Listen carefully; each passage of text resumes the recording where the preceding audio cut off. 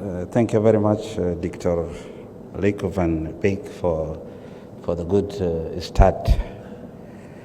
First of all, let me register my thanks to the government of Arab Republic of Egypt, especially for the Ministry of Water Resource and Irrigation, for giving us the platform to come and participate in this Cairo Water Week. This is the second time for us to come and participate. This is a good chance to interact with specialists and experts from different areas of the world to come and share their knowledge and expert. I will go through our presentation and I will focus on South Sudan as an example because we are facing many challenges, especially for the last 3 years regarding to the global and climate change. Let me start with the presentation outline, if we are together. The presentation outlined, I will go through first introduction and water infrastructure, current situation of water resource management in South Sudan, necessary step to regulate water resource in the country. And also I will go through potential and opportunities for the durable solution to the water resource management, flood and drought management in the country. And also at the end, we'll go for way forward and conclusion. Slide. In the introduction, we just want to define the water security, because when we are talking about the climate change, definitely we are talking about the water security. When we talk of water and global change, it's all about water security and the scarcity issues, which is attributed by the two factors. One is population growth. For example, in the Nile Basin, population grows from 238 million to 272 million people. This is from the State of Nile Basin Report 2021. That means there is increase for the last 10 years of more than 44 million people in the region of Nile Basin. And also climate change is a factor also affecting water security, flooding and drought frequency in the region, especially in Uganda, in South Sudan, in Sudan. It's affected by the climate change. Water security is commonly defined as the capacity of the population to safeguard sustainable access to adequate quantity of acceptable quality water for sustaining livelihood. This is from the State of Nile Basin 2021 report, when they define what is the water security. And also to address this challenge, we need cooperation among stakeholders as a key driver for sustainable and equitable utilization of the water resource. In the Nile Basin, if we are taking as an example, there is 10 countries which share the Nile resource. It starts from Rwanda, Tanzania, Burundi, and Uganda, and Kenya, and South Sudan, and Sudan, and also Egypt. Without cooperation between the basin country, we cannot achieve the resource, or we cannot achieve how we manage or we utilize the water resource in the whole basin country. Next slide. This picture has been taken last week from, if you go back again, this picture has been taken last week from Unity State, Bantu town. If you can see the picture, the level of water surrounding all the village of Bantu Rup Corner. It never happened for the last 60 years in this area, because it's higher land, it's considered part of the higher land in the state. But right now, if you look into the picture, that's the situation right now in Unity State. We expect more water is coming because there is increase of level of water in the Lake Victoria. Let's go to the next slide. Now, let us talk about the climate change. South Sudan surface area is covered by nearly 18% of fresh water, That's mean 18%. This report since 2019. But 2020 we experienced floods, and 2021 we may expect the area covered by the water could reach up to 2025. The country become one of the fastest warming locations on the globe. That's according to the report we received from the East Africa Flood Forecast Center, and also according to the Global Climate Risk Index mapping, which ranks South Sudan number 8 on the global. It's become very hottest area. Since 2009 to date, more than 2 million people have been displaced by the flood in large part of the country. The flood from 2019, 2020, 2021 affect most of the state. 8 out of 10 states has been affected and marked by the flood. Next slide. This picture has been taken from Fanjak area, one of the most affected area by the flood this year. This is inside the town, how people are living right now. And we expect more water coming from Bahr al-Jabal. That's the situation we are facing now in South Sudan. It never happened for the last 60 years. But this, for the last 2 years and 3 years, that's the situation we are living in now. Next slide.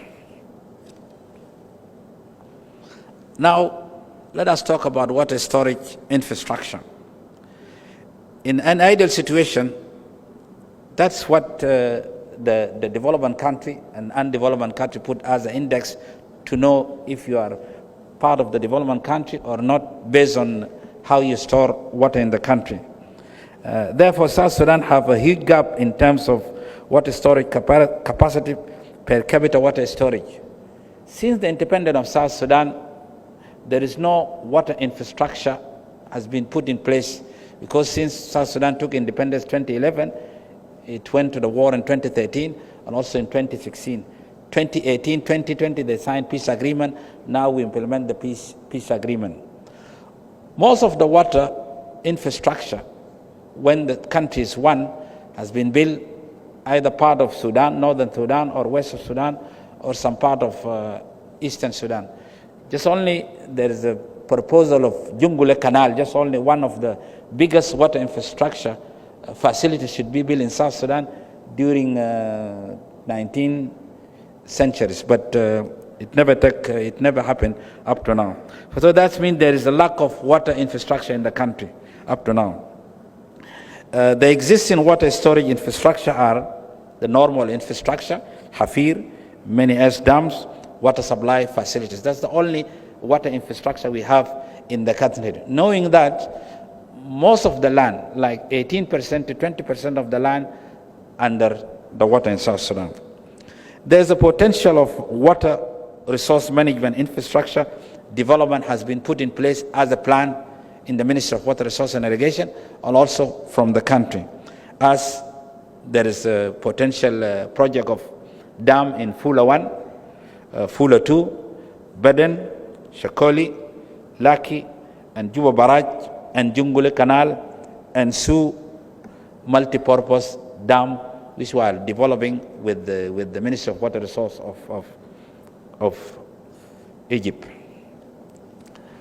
This slide shows one of the roads in Jonglei state, especially in area of Low Nuer.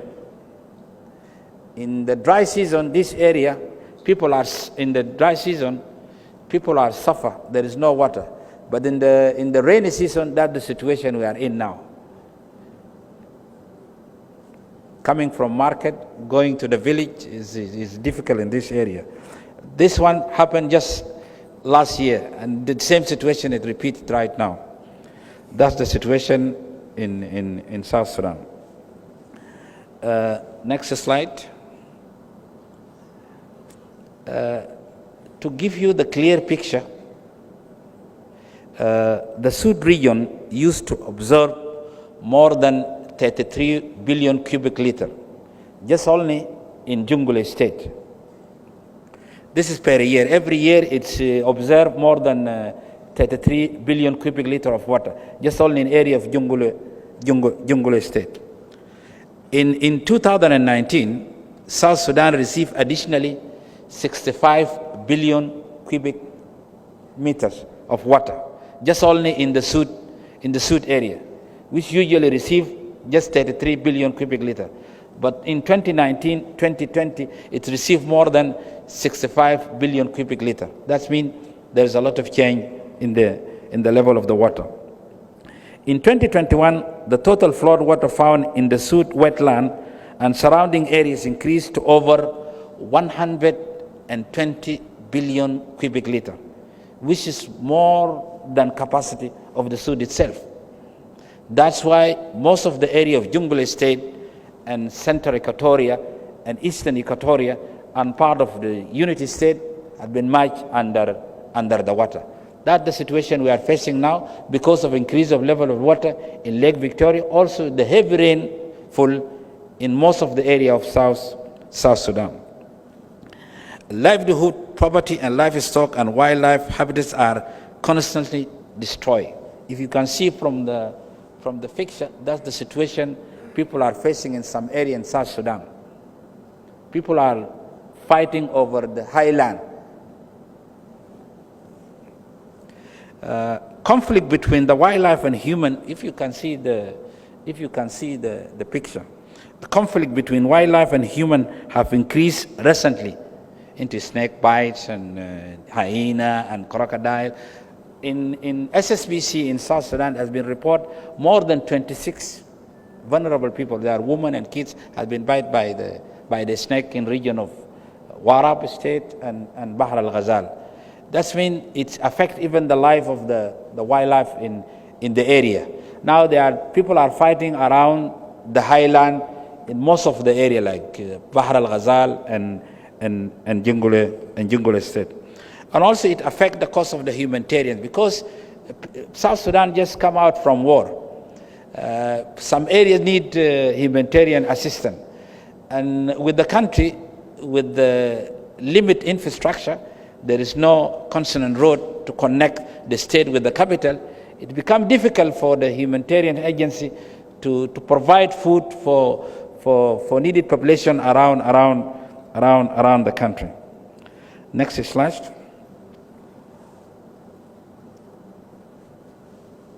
Now we are talking about the flooding scenario.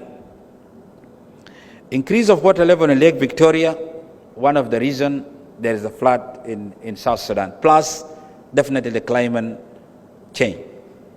Heavy rainfall in the country also affect the area. The water courses are settled and blocked by the aquatic weeds. As you know, South Sudan have many rivers, but for the last 40-50 years, there is no dredging of the river, and the aquatic weeds, it's controlling the river basin. That's why it will be difficult. It cannot store more water. Previous flood water for 2019-20 never received before current flood of 2011. That means the level of water since 2019 has remained 2020 plus the flood of 2021. High velocity flow from the river discharging from Ethiopia highland also reduced the normal flow of the Bahr al-Jabal. As you know, the highland of Ethiopia, we have two rivers, Akobo and some small stream coming from highland of Ethiopia. They come and meet with the Bahr al-Jabal in Canal area. That they form what we call White Nile. Because of the high flow of the water from the highland of Ethiopia, it blocked the water coming from Bahr al-Jabal. So the water from highland of Ethiopia will proceed to the White Nile. The water from Bahr al-Jabal will go back down again to Bahr al-Ghazal, which is caused flood at this time. Next slide. If you see the face fix of the this child, she's looking for water for drink. The picture can tell you what is the situation. And down here, you can see also through the other pictures, the water is merging all the village, and at the same time, there is no access for safe drinking water in some part of the country. Development of water, if we are talking about the way forward to solve all these issues, development of water resource master plan is needed in the country.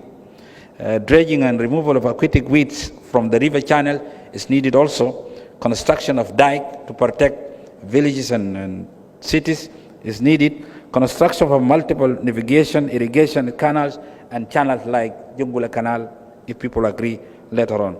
Development of water harvesting storage is needed. Construction of sufficient reservoir to regulate flow of water, like dams or anything.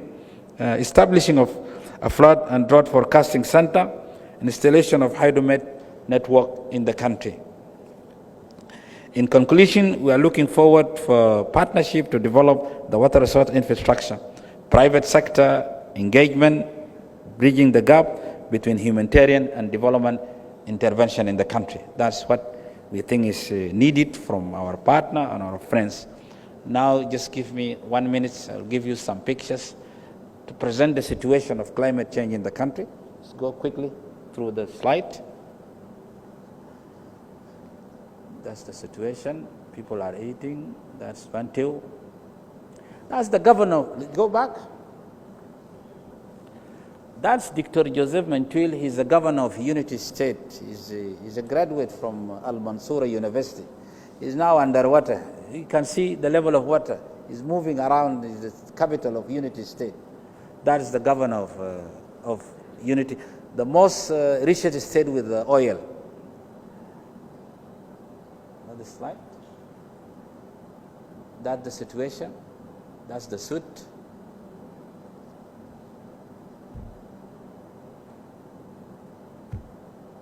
Thank you very much.